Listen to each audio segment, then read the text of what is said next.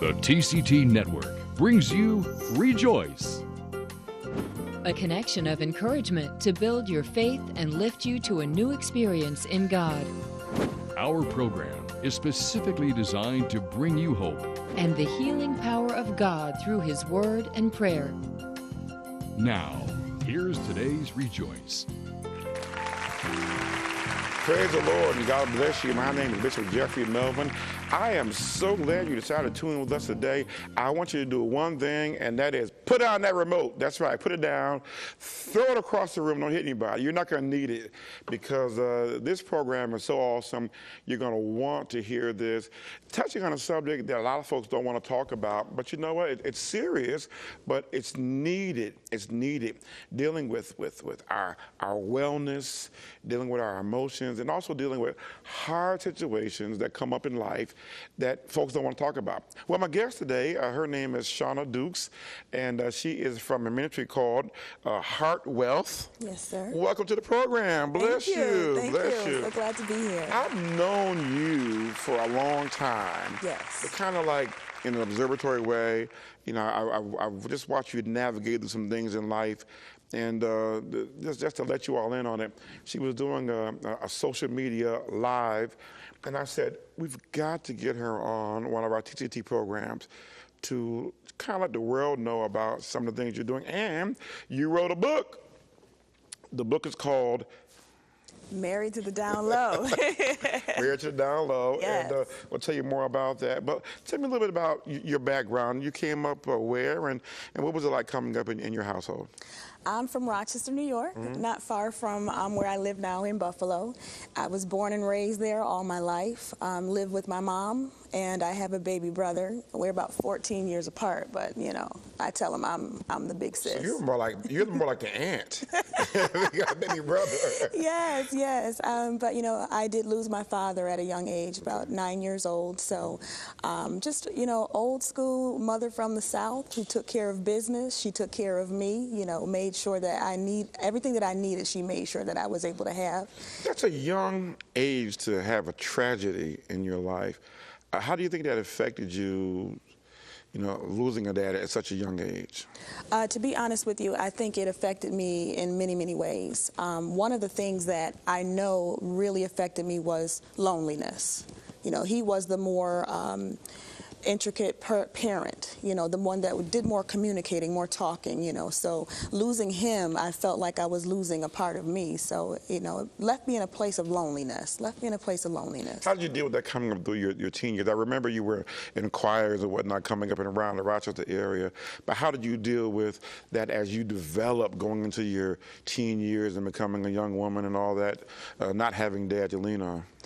I was always outgoing, but internally I felt like I was missing something, and I would see different people come together. You know, everybody has a circle, a group, a clique, whatever you want to call it, and I never seemed to really settle into one group or another, even though I was always accepted. I just never felt like I was at home, so I always felt like I was missing something, but I kept myself involved in things to try and mask what I think I was really dealing with, you know, again, that loneliness. Do you think that attaching to a group or becoming settled with being attached was kind of and not doing it, rather, not attaching, was that a defense mechanism to say, I'm not going to get too close because I may lose someone in the group that I'm intimately close with? Absolutely. I think that I felt like if I didn't give them too much, then they couldn't do too much to me. You know, I felt like if I didn't reveal too much of how I felt or what I was thinking to just kind of go with the flow, then I could just blend in, you know, undetected. Okay. Well, I thank you for that, being candid with that. As you went along, you got married at a young age. Very young. I was married at 21. How about that? 21, yes. And what was that like? It was different. You know, I share with a lot of people that if I could go back, I probably would not have made that decision as young as I did. But it taught me a lot of things. But I do know that that was a part of me trying to build a world where loneliness didn't exist. So it was different for me. I felt a little lost going into it, but I was going to make the best of it. Just, you know, going to make the best of it. I remember your former husband. In fact, I saw him grow up, you know, with King Paul Harris. Yes. Great musician. I remember when he was on the Arsenio Hall show. Yes. Playing the drums. He was a musician, so that kept you in that circle, right? You know, you were always around Rochester and all around because he was such a great musician. What was that like?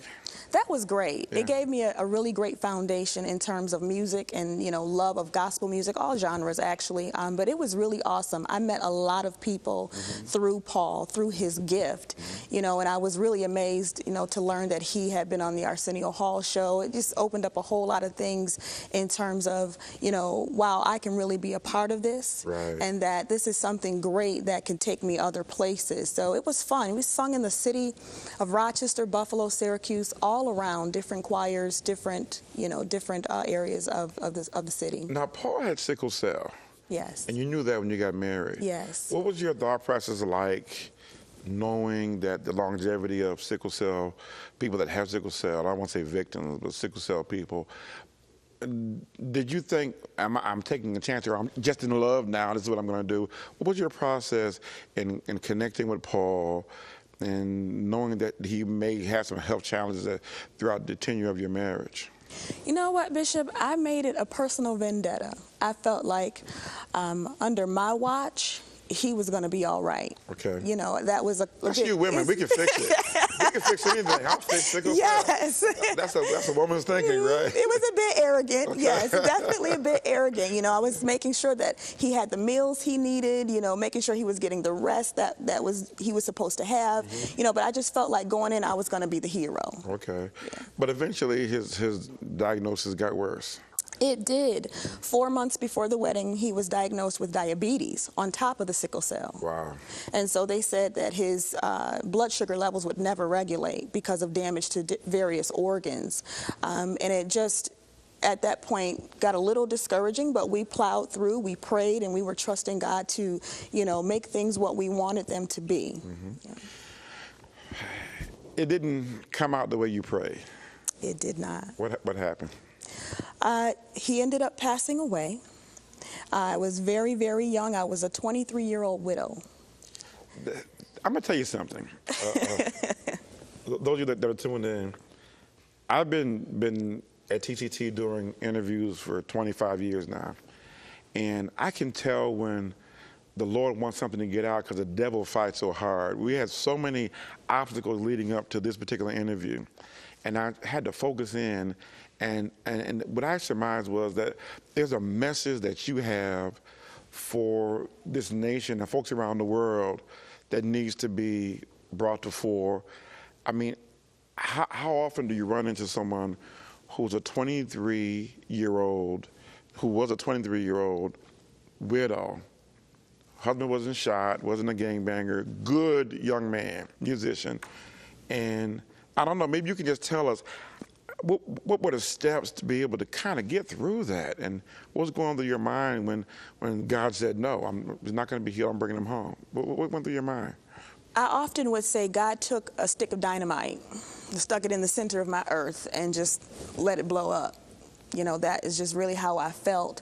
But I think that God, well, I know God gives us certain things to go through to prepare us for where we're going. And we hear that all the time, but it really is the truth. You know, I learned how much strength I had. I learned how much weakness I had. I also learned what I could do, what I could not do. I learned who I was and who I was not. So I just felt like, even though God shook my world, I mean, he turned it upside down. I knew that something was going to come out of it. I knew that I was going to be able to tell people, you know what? If I can get through this, if I can fight my way through this, then so can you. You know, there were days where I didn't want to be here physically. I wanted things to end because I felt I'm just starting. I'm just starting in this game. At 23, you're a baby. Yes, yes. I have sneakers that are older than 23. Right. I remember because I was friends with the family. His mom and dad are friends of mine and Deborah. And I remember, in fact, his father called me when he passed away. I remember there at Progressive Church in Rochester, you got up and spoke, and I didn't really know you that well. But I remember one thing that you said was, you said, he promised. Yes. Bring my mind back to what led up to you saying that at your husband's homegoing. Well, You know, I wasn't going to say anything at first. I was just going to be seated, you know, as the family members gathered and things of that nature. But when I said he promised, I knew then that I needed to get up and share this with everyone. Paul actually asked me to, if anything ever happened to him, he asked me to make sure that I let people know that his life was all about worship, and that anything that God has ever promised, even if things don't turn out the way we expect them to keep trusting the promises. So yes, we prayed, we fasted, we expected God, we expected this miraculous healing. It didn't happen that way. But you know, God knows what he's doing. He's infinite, his wisdom is beyond ours, but I still believed in his promises. So Paul may be gone, but the promises are not. But God promised. But he promised. That's powerful. Yes, yes. That's powerful. Because you would think, and I've done studies and taken classes. You know, I have some master's work towards, you know, in counseling. I know the 5 steps of grieving. And I know one of the steps of grieving is anger. And usually at the funeral, folks are still angry. God, I'm mad at you. But you had gone past that by the time you got to the homegoing, and you were talking about the promises of God. That's incredible. What do you attribute that type of strength to? Prayer. Okay. Prayer and just being real about where I am. But I will say this, anger did come. Oh, yeah, I'm sure it did. It wasn't at that moment. Paul's around the same age as you, right? He was actually 5 years older than I was. Okay. 5 years older. But that's still young to me, but go ahead. yes, he was 26 when he passed away. Right. Actually a little younger than that. But, you know, the stages, they come when they want, how they want, as frequent as they want. So you can wake up one day feeling all right, feeling strong in the Lord, and the next day you're ready to fight. And you're ready to tell God, you know what, I've had enough. I'm done with this walk. I'm done with trying to do things your way. I'm going to do them mine. But at the end of the day, you realize and recognize that God's plan is always going to win out, regardless of what we want. So you stayed in the faith, stayed with the Lord. Remember what your former husband said, you know, kept the faith. And so you got back into life, right? And somewhere along the line, you decided, I'm going to love again, trust again, live again. Am I putting words in your mouth, or are we right just about there? Oh, you are right there. Okay. What happened then? What happened when you were able to go through the steps of grieving and you're like, okay, I'm getting back into life? What happened? Get a new relationship. What happened? What happened was I just didn't want this to beat me. I didn't want to be labeled as the 23-year-old widow for a very long time. I wanted to have my identity back. And so having my identity back, it allowed me to live again. It allowed me to trust again. It allowed me to move forward. And I wanted to be married. I've always felt that that's what, you know, the lifestyle that I wanted to live. But I was also in a place where I was still very broken. So even though on the outside, it seemed as if I was progressing, on the inside, there were a lot of things that were not dealt with, a lot of things that were left undone. And so going into loving again, instead of really listening to what was happening internally, I just kind of plowed forward so that I can paint my picture. Okay. So you wanted an outcome without necessarily going through the process. Yes. Is that well said? Oh, yes. Okay, so what would you have recommended, or what would you recommend to a person that's at that stage, you've come through a trauma, your husband died, or your husband left, or there was a volatile or amicable breakup, and you're broken on the inside? What would you advise to women that are watching right now at that point? I'm able to dress up, curl my hair, look good, step out, you know, the Glam magazine, but I still got some stuff going on the inside. What should they do at that point? Be still. Be still. You will, and if you are a glam girl, you know, like they say, you know. Like you. I try, Bishop, I try. You know, if you are a glam girl, you get a lot of attention. You know, gentlemen approach you, they want to hang out, they want to go out. Some even say they want to get married. But I say be still, because you're not ready. You're not ready to make that decision. You can't make a healthy decision from an unhealthy place. Well said. Say that again. You cannot make a healthy decision from an unhealthy place. Wow. You can't do it. So you have to be still, and you have to take inventory of self. You have to really figure out where you are as a result of the trauma. Because we're one person before the trauma. We are someone totally different after the trauma. That's true. When my mother died, I'm a different person since my mom passed, and my father and my mentors. A part of you dies with them. So I understand that. That's well said, and that is good counsel. But you did get married. I did. What happened? What had happened? What had happened was, no, seriously, again, the marriage was a project. And I talk about this a lot of times with other young women, is that a lot of times when we feel unfulfilled, when we feel unaccomplished, we take on projects to find validation. We take on projects that make us look good or projects that make us feel better. And some of those projects become permanent life decisions, like getting married when you're not ready. So I'm not going to be the 23-year-old widow. I'm going to get back in life. I want to be married. I'm going to get married. So you skipped a couple of steps in the healing process and married. Yes. Got married. So what was that? Tell us about that. You know, I can reflect, and this is going to be very transparent, because a lot of people don't really like to reveal things, but I hope the transparency will help someone. Right. When I got married the second time, getting dressed for the wedding, I wanted to stop the wedding then. And in your spirit, you knew it wasn't what you needed to be doing? I knew it wasn't what I needed to do. I knew it at that moment. And I remember pushing a bobby pin into my hairstyle, standing in the mirror, asking myself, what am I doing? What am I doing? I've heard that before, too. Oh, yes.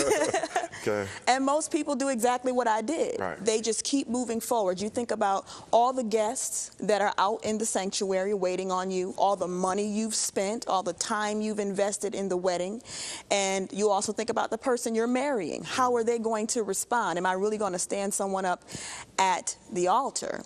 You know, so I was thinking, why am I doing this? But I kept going anyway. When I should have said, you know what, somebody, go get the groom. I need to talk to him. You had a check in your spirit. Were there any signs in the relationship that you now look back and say, this is why I shouldn't have married this fella right here?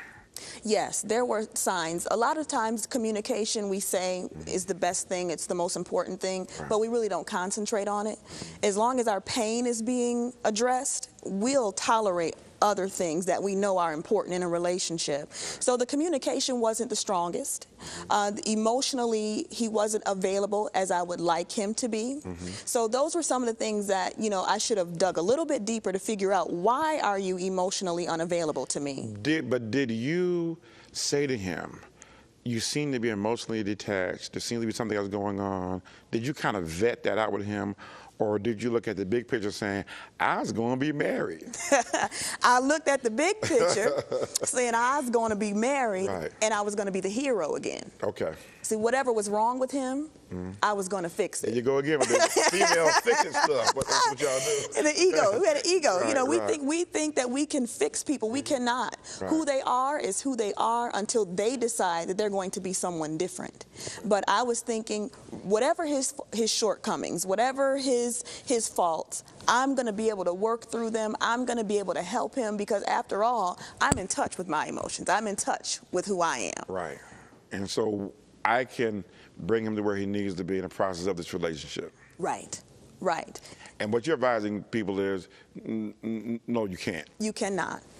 You cannot. And you have to have the conversations when necessary, in the beginning. And that is really what HeartWealth is all about, as you mentioned in the beginning, the HeartWealth Forum, that you've got to promote yourself. You need to have an intentional consciousness about the decisions you're making regarding your relationships and regarding the state of your heart. That's powerful. For those of you that are just tuning in, I am talking and just really wrapped in this conversation with Shona Dukes. She's written a book, and the book is called Marriage to the Down Low. going to take about the next, 8 or 9 minutes to kind of get into the book, but I wanted to do some background work just to kind of let people know how you got to this, because a lot of us know what the down low means, and a lot of us may not. We're gonna explain that in just a second. This book is available on Amazon, and we're gonna give the websites and all those type of things. So you got married, and somewhere along the line you found out things just quite weren't right. What happened? Well, for those who may not know what the down low means, and I'll be very brief with that, just basically an individual who chooses a certain persuasion and they keep it undercover. In the colloquial or urban sense, somebody on the down low is someone who is gay. Yes. Who's going with the same sex, but they don't want anybody to know. So they'll keep up a family look. But on the down low, they're in another lifestyle. Correct. And you found that out about your husband? I found that out about my husband. How did you find out? Well, I found out, and I'll be brief, I found out in the bedroom, Bishop. Right. Things just were not what I expected them to be. Our connection. This is a time where the Bible says spouses, husband and wives, can enjoy themselves and be connected and become one. And we weren't able to arrive at that place. He wasn't there. He was not there. He was not there. Things were very mechanical between us. And I began to question some of those things. I asked, did something happen, as a child? We know a lot of times when someone may endure abuse that they are withdrawn, that they're not available physically.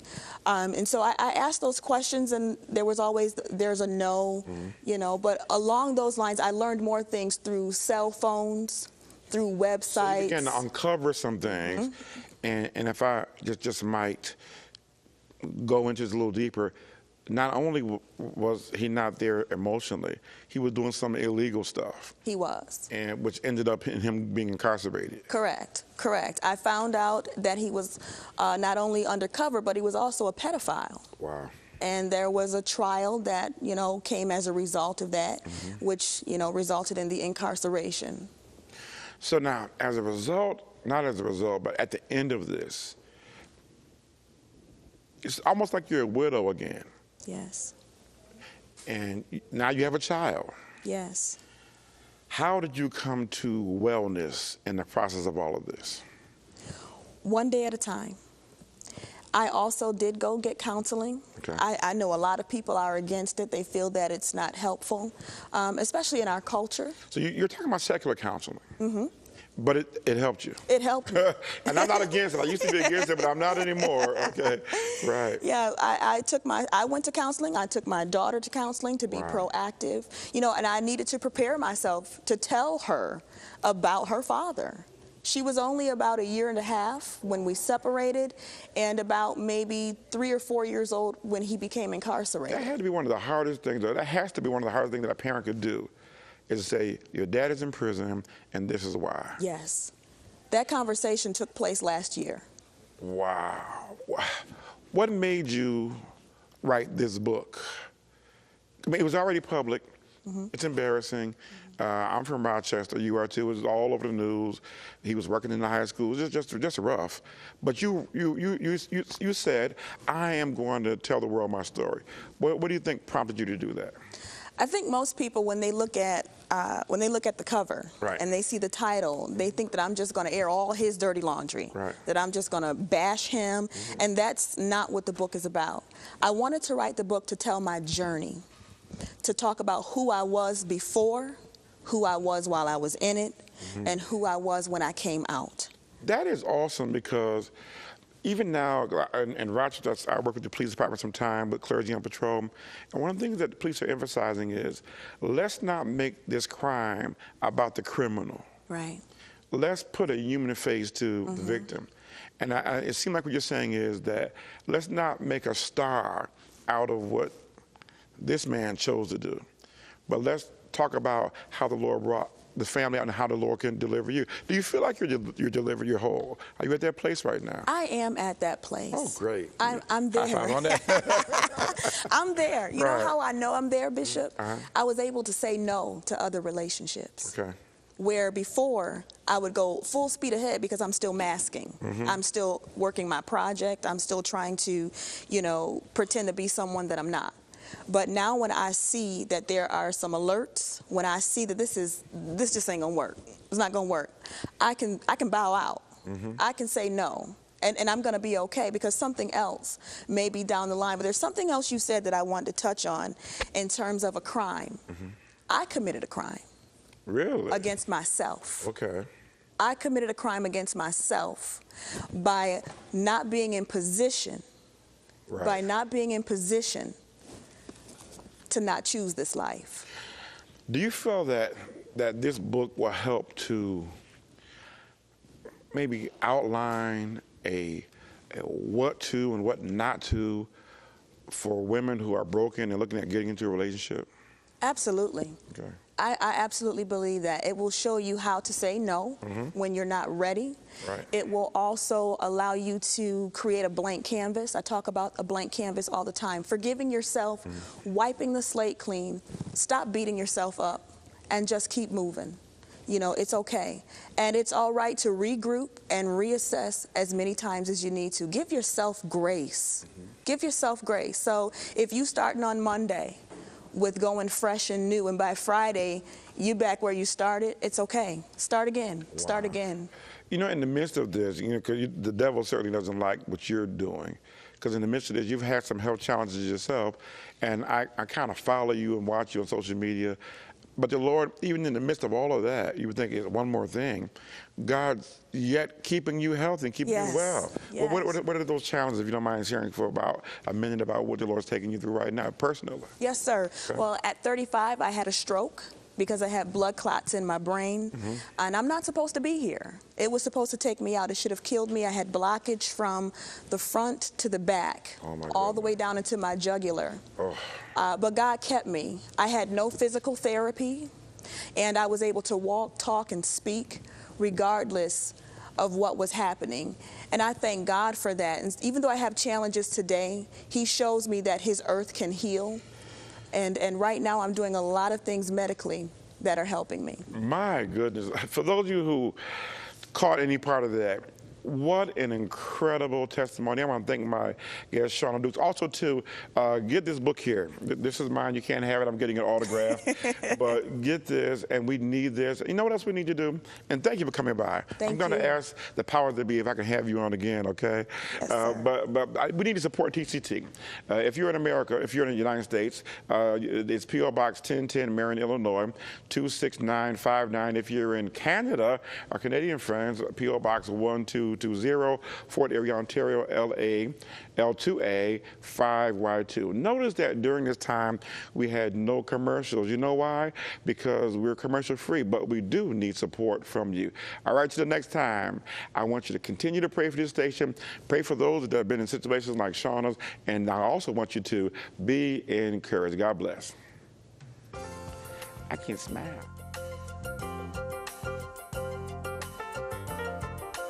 We hope you have enjoyed Rejoice. Garth and Tina want you to be a partner in this ministry. Please send your best love gift today to TCT, P.O. Box 1010, Marion, Illinois 62959. In Canada, please send your best love gift today to TCT, P.O. Box 1220, Fort Erie, Ontario, L2A 5Y2. This has been